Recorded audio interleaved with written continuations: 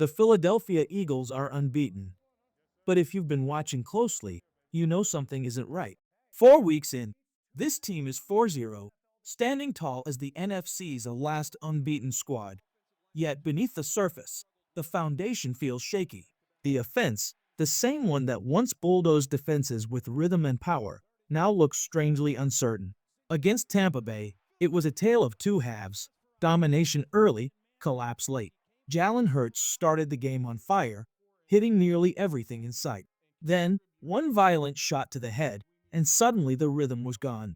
Zero completions in the second half. Zero passing yards. The whisper started immediately. Was Hurts hurt? Was he concussed? The Eagles never said. The coaches never addressed it. And the questions were left hanging in the air. But whether Hurts was hurt or not, the numbers tell a story the record doesn't. Through 4 games, Philadelphia has been outgained by over 300 yards. They're grinding out wins, yes, but in ways that don't feel sustainable. The paradox is staggering. Ranked first in red zone efficiency, near the top in time of possession, but middle of the pack in points per game, and lagging badly in consistency. Listen to Jordan Mailata and you'd think the solution is simple. Break the huddle faster, get to the line sooner, let Jalen run the show. But can something so small fix something that feels so broken? To many, that answer feels way too shallow. And then there's Kevin Patullo, the man whose fingerprints are all over this offense. When pressed on the Eagles' blackouts, he gave the kind of vague, word soup answer that feels more like a delay tactic than a solution. We are learning, we are growing, every game is unique, sure. But the truth is, Philadelphia isn't learning fast enough. Yes, the sky isn't falling, not yet. But this is Philadelphia. The fans don't care about perfect records if the team looks flawed. They care about dominance, about swagger, about proving that last year's Super Bowl run wasn't a fluke. And right now, the Eagles look like a giant that hasn't quite woken up. The question isn't whether they'll keep winning. The real question is this: can the Birds fix what's broken before it costs them everything? Every great team has drama, but when it comes from your star wide receiver, the storm always feels bigger. For Philadelphia, that storm's name is A.J. Brown. It started, like so many things do in 2024, with a tweet, not a highlight, not a sideline explosion, just a Bible verse, posted at the perfect time to stir the pot. In a city as emotional as Philadelphia, that one verse hit harder than a linebacker. Suddenly, every sports show, every columnist, every fan on the corner was asking, what's wrong with A.J. Brown? Some said he was being immature. Others swore he was speaking the truth the coaching staff didn't want to hear. And then came the whispers from inside the building that yes, the message was aimed at certain people within the organization. Which people? That's where the speculation began. Was it Kevin Patullo, the man directing the offense that has looked painfully vanilla through 4 weeks? The film doesn't lie. Routes look predictable, spacing is off. And number 11, the most dominant weapon on the roster, has looked at times like an afterthought. For a player like Brown, who knows exactly how much chaos he can cause for defenses, that has to sting. Patullo, of course, denied everything. He told reporters his relationship with AJ is solid, that communication is strong, that sometimes the ball finds him and sometimes it doesn't. But anyone who's watched this team knows that explanation doesn't feel right. A.J. Brown is not a decoy. He's a game changer. And game changers don't want excuses. They want the ball. Others wonder if the frustration runs deeper. Could it be Nick Sirianni? Could it even be Jalen Hurts? It's not the first time that question's been asked. Last year, veterans in the locker room hinted that Hurts and Brown's friendship had shifted. Success changes dynamics. Fame changes dynamics. And when one man's legacy, a Hall of Fame jacket, perhaps, is on the line, every missed target feels personal. Here's the thing about A.J. Brown. He's never been shy about his ambitions. He wants greatness. He wants dominance. He wants the ball in his hands when the game is on the line, because he knows what he can do with it. And if you think this is just about ego, remember this. Philadelphia wins when A.J. Brown is fed. The numbers prove it. When number 11 eats, the birds fly. Maybe this is just a blip, a frustrated tweet, A moment of emotion, a passing storm. Or maybe it's something bigger. The kind of fire that can either burn a locker room down or fuel a Super Bowl run. Either way, the Eagles don't have the luxury of ignoring it. They're 4-0 now, but the season is long, and the squeaky wheel in Philadelphia doesn't just squeak, it roars. The front office, the coaching staff, and Jalen Hurts himself all know it. The Eagles can't afford an unhappy A.J. Brown. Not now. Not ever. For weeks, the focus has been on the Eagles' passing game. The missed connections, the routes, the cryptic tweets. But there's another storm brewing in Philadelphia, one that could quietly sink the season if it's not fixed fast. It's the run game, or rather, the lack of one. Saquon Barkley was supposed to be the crown jewel of the Eagles' offseason. The missing piece. The weapon who could finally make defenses pay for loading up against Jalen Hurts and the receivers. Instead, 4 weeks in, Barkley hasn't cracked 100 yards in a single game. He's averaging one of the worst yards per carry numbers in the NFL, despite having more touches than almost anyone in football. And let's be clear, this isn't a Saquon problem. Watch him run, and you'll see the same explosiveness, the same burst, the same vision that made him a star. If anything, he looks sharper than he did last season. But every time he takes a handoff, he's swallowed up by a wall of defenders. There are no lanes, no push, no daylight.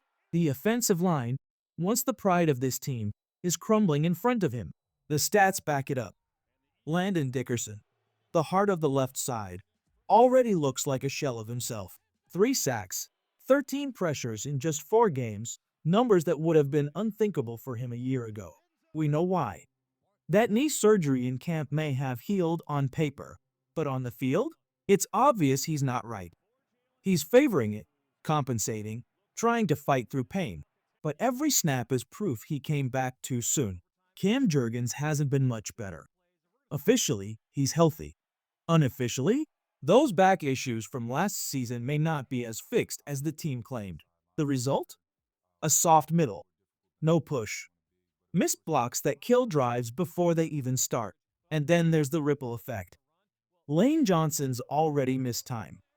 The rotation feels unsettled. What was once the most dominant unit in football suddenly looks mortal. And without that line, Saquon Barkley doesn't stand a chance. Here's the irony. Philadelphia brought him here to be the finisher, the closer, the guy who could put games away in the fourth quarter by grinding out yards. Instead, he's become the most glaring symbol of how far this offense has slipped. You can blame the scheme if you want. You can blame Kevin Patullo for being predictable. But watch the film and you'll see the truth. The problem starts in the trenches. One missed block here, one whiffed assignment there. And every time, it's the same result. Saquon met in the backfield before he can even take a step. The Eagles have lived for years with an identity built in the trenches. Right now, that identity is broken. And if it isn't fixed soon, the Barkley trade could go from dream signing to wasted opportunity. Because let's face it, if the Eagles can't run the football, they can't win in January. The truth is simple. Until Philadelphia fixes the war in the trenches, Saquon Barkley will remain bottled up. Every handoff feels like a coin toss, a chance for a big play if every block hits perfectly. But just as often, a wasted down because one man missed his assignment. That's the difference between 3 yards and a game-breaking run. That's the difference between first downs and frustration. And here's the scary part. This isn't just a Saquon problem, or even just an offensive line problem. It's a ripple effect. When you can't dominate on the ground, your entire identity as a team shifts. Drives stall. The defense spends more time on the field. The pressure builds. And right now, that pressure is starting to crush Philadelphia's defense too. Let's be honest, this pass rush was supposed to be the strength of the team, the engine. The group that made quarterbacks terrified to face the Eagles. But 4 weeks in, the dominance we expected just hasn't shown up. Sure, there have been flashes. A big push from Jalen Carter here. A hurry off the edge there. But the consistency? It's not there. The sack totals don't lie. The disappointment starts with guys like Jill Hunt. All offseason, the hype was sky high, the breakout candidate, the year 2 jump. the guy who was supposed to step up alongside the veterans. Instead, zero sacks, minimal pressure, and Hunt himself knows it. By his own admission, he's lying awake at night, replaying missed opportunities, haunted by the silence of the stat sheet. Now, you can argue about reasons. Maybe Carter's nagging injury has weakened the interior push. Maybe Nolan Smith's absence has left a hole in the rotation. Maybe the scheme itself under Vic Fangio is designed to contain, not attack. But whatever the excuse, the bottom line is the Eagles aren't generating the kind of chaos they need up front. And when the pressure isn't there, the entire defense feels it. To Fangio's credit, he's downplaying the issue. He insists the rush is fine, that the ball's just coming out quick, that sacks aren't the only measure of pressure. Maybe that's true on paper. But on the field? Watch the tape. Quarterbacks have too much time. The pocket isn't collapsing like it should. And that's not fine for a defense built around its front seven. Which leads us to the question nobody wants to ask out loud but everyone's thinking. Does Howie Roseman need to make another move? We've seen this before. Howie isn't afraid to pull the trigger if he sees a championship window slipping. And right now, whispers are already floating. Could a veteran like Trey Hendrickson be on the table? Cincinnati's season is crumbling without Burrow. They're staring at a reset, and Hendrickson doesn't have long-term security. The math isn't complicated. He'd be cheaper to acquire than a megastar, and he'd instantly give the Eagles the extra burst they've been missing on the edge. There's also Miami. They've lost Tyreek Hill, they're spiraling, and suddenly players who seemed untouchable a month ago might be up for grabs. Jalen Phillips' name has been tossed around more than once, and while nothing's confirmed, the Eagles' front office is always listening. Of course, it's not all doom. They did add Zadarius Smith, and Nolan Smith is still waiting for his chance. And with Obo Okoronkwo tearing his triceps, maybe this is finally the moment for Azeez Ojulari to see real snaps. There are pieces. There is hope, but the clock is ticking. Because if the Eagles can't rediscover their bite on the defensive line, then this team, built from the trenches outward, risks losing the very identity that's carried them for years. And that's not just a weakness. That's a crisis. For all the panic around the Eagles' defensive front, there are still bright spots, and some of them are impossible to ignore. Jordan Davis continues to be the anchor in the middle, swallowing double teams and freeing others to eat. But the real shock has been the rise of Moro. For 2 straight weeks, he's been a wrecking ball, racking up interior pressures that rank him second in the NFL among defensive tackles. Think about that. A guy few outside Philadelphia even mentioned in August is now forcing offenses to change their blocking schemes in September. If Ojomo keeps growing and Jalen Carter gets healthy, the Eagles' interior pass rush could go from decent to devastating. And it's not just the line. Vic Fangio's fingerprints are all over this defense. Last year's unit looked lost at times, gashed by quarterbacks who carved them apart with ease. This year, they're faster, sharper, and meaner. Quinn Mitchell has been sticky in coverage. Nakobe Dean is waiting in the wings. And Jihad Campbell has been a revelation at linebacker, not just surviving, but thriving as one of the league's top defensive rookies. Fangio's system is giving young players a chance to shine, and they're answering the call. But the secondary might be where the most intriguing battle is brewing. Keely Ringo made his season debut against Tampa Bay and quietly turned heads. 1 catch allowed, 3 targets, just 8 yards. That's lockdown football. The coaches were impressed, and Fangio himself admitted Ringo could keep the job even once Adoree Jackson returns from injury. That's no small praise. The cornerback room is still a puzzle, but Ringo's ceiling has always been sky high. If he delivers again against Denver's dangerous wideouts, that job might be his to lose. And then there's Nakobe Dean, officially eligible to return, but not quite ready yet. The Eagles won't rush him, and honestly, they shouldn't. Campbell has been too good to shift elsewhere, and moving pieces around just to get Dean on the field could hurt more than it helps. His time will come, but right now, the defense is finding a rhythm without him. Still, nothing comes easy in the NFL. The Broncos may sit at 500, but they're no pushover. Russell Wilson and that offense can strike fast, and Denver's defense has been one of the league's most disciplined so far.